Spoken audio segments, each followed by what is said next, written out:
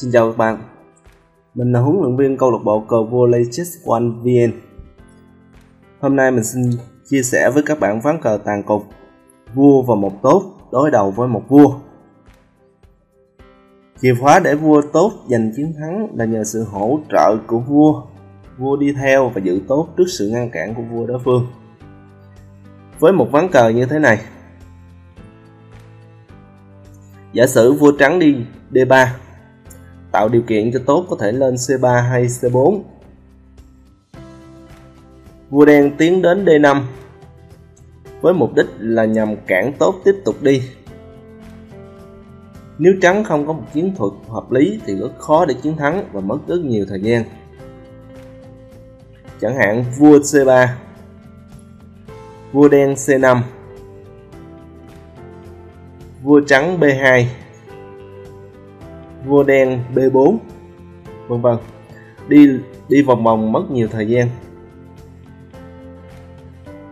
Ta quay lại lúc đầu. Cờ trắng nên có mẹo để chiến thắng. Cách hay và nhanh nhất là vua trắng tìm cách đến B6 hoặc D6. Khi đó tốt có thể thuận lợi mà đến ô C7. Với chiến thuật đó, vua trắng đến D4 giữ đường đi cho tốt ở các ô C3, C4, C5. Đen đi C6. Trắng không lên tốt liền mà đi vua C4. Để xem tình hình vua đen đi thế nào thì vua trắng quyết định là đi B5 hay D5. Nếu đen đi vua D6, ta đi vua B5. Đen đi vua B6, ta đi D5. Giả sử vua đen đi B6, ta đi vua D5. Vua đen chỉ biết chặn C7. Khi đó ta chưa đi tốt vội, vẫn chơi chiến thuật cũ để chiếm luôn B6 hoặc D6. Vua đen D7, ta cho vua chiếm B6. Khi đó vua đen có muốn cản tốt cũng khó, vì vua đen đi D6, tốt C4, đen không cản được tốt lên C5.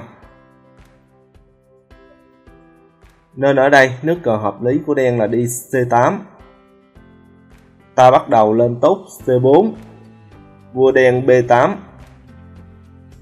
tốt tiếp tục C5, vua đen C8. Khi tốt đã đi đến gần vua, ta lại tiếp tục chiến thuật cũ, đem vua đến C6 chờ cơ hội đến B7 hoặc D7, mở đường cho tốt đến C8.